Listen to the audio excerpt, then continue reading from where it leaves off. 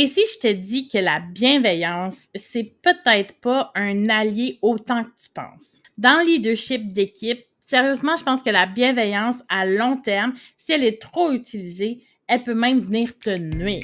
Je t'explique pourquoi dans cette vidéo.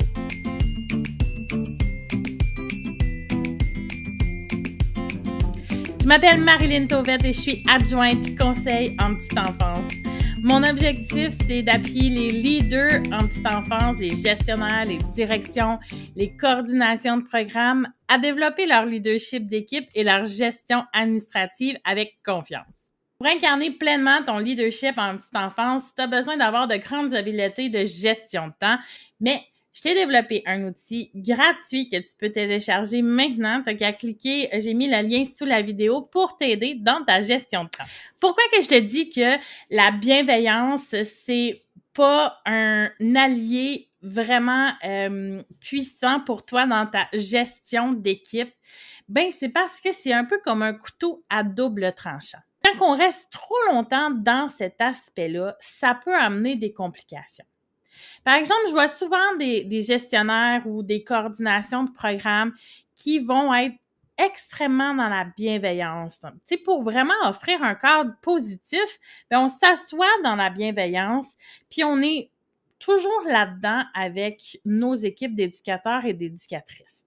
Donc, toujours être en écoute pour répondre aux besoins des éducateurs, des éducatrices. Toujours en train d'accueillir et de comprendre et d'excuser certains comportements. Toujours à donner sans nécessairement avoir une réponse positive de la part des éducateurs ou des éducatrices.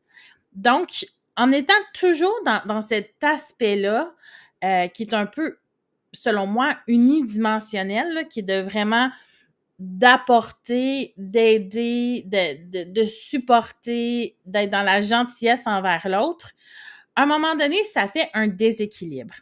Puis, je vois souvent des gestionnaires, des coordinations qui vont être beaucoup dans cet aspect-là. Puis, à un moment donné, ils vont développer une frustration de, ben voyons, tu sais, je lui ai dit, je lui ai répété, tu sais, je lui ai tout donné, et puis, j'ai pas de réponse positive, j'ai pas d'engagement de la part de mon éducateur, de mon éducatrice. Ça fonctionne pas. Et là, on tombe dans la frustration, carrément. Et là, les petites choses deviennent plus difficiles d'être dans la bienveillance parce que là, on a beaucoup donné à ce niveau-là. Et c'est pas rare de voir une coordination de programme ou une gestionnaire qui va ensuite s'en aller dans l'autre extrême. C'est-à-dire que là, si le côté, justement, bienveillant n'a pas tant fonctionné puis il n'y a pas les réponses escomptées, bien là, on s'en va plus vers le punitif, dans le autoritaire. On va s'orienter vers la tâche, puis on va focusser là-dessus, puis on peut peut-être tomber dans les mesures disciplinaires parce que là, on passe des messages, mais finalement, il n'y a pas d'avancement de la part de notre employé. Fait que là, on s'en va carrément à l'extrême. Puis en bout de ligne, dans ta relation avec ton éducateur, ton éducatrice, dans ce que tu essaies de faire, ça ne sera pas beaucoup plus efficace, même que ça va nuire à la relation. C'est dans ce sens-là que je dis que la bienveillance, c'est pas un allié pour toi en gestion d'équipe. Attention, je dis pas de l'éliminer complètement. C'est important, cette bienveillance-là. Je dirais de l'utiliser un peu comme un nuage de lait dans ton café. Ou pour ceux qui ont le petit bec sucré, un petit brin de sucre dans ton café, si je peux dire.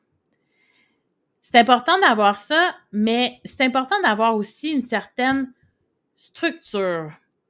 Puis une compréhension plus dans les deux sens. Fait que ton véritable allié, c'est l'intelligence émotionnelle.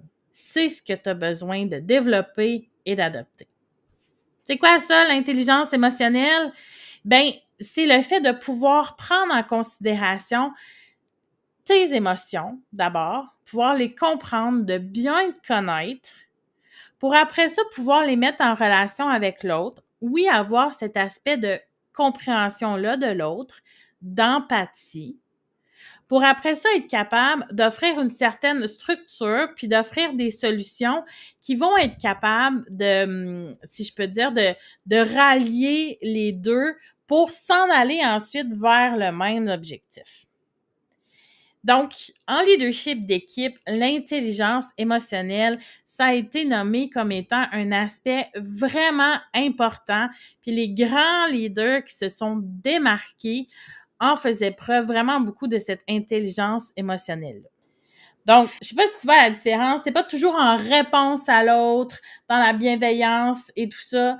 Il y a vraiment un aspect d'analyse, d'introspection, oui, d'accueil de l'autre, mais ensuite de redirection avec cette intelligence émotionnelle-là revenir vers ensuite un commun accord pour aller vers de nouvelles solutions. C'est la base du leadership, hein? Un leader, c'est vraiment quelqu'un qui va aider l'autre à grandir, que ce soit de façon professionnelle ou de façon personnelle, mais c'est vraiment dans la mouvance que s'inscrit le leadership.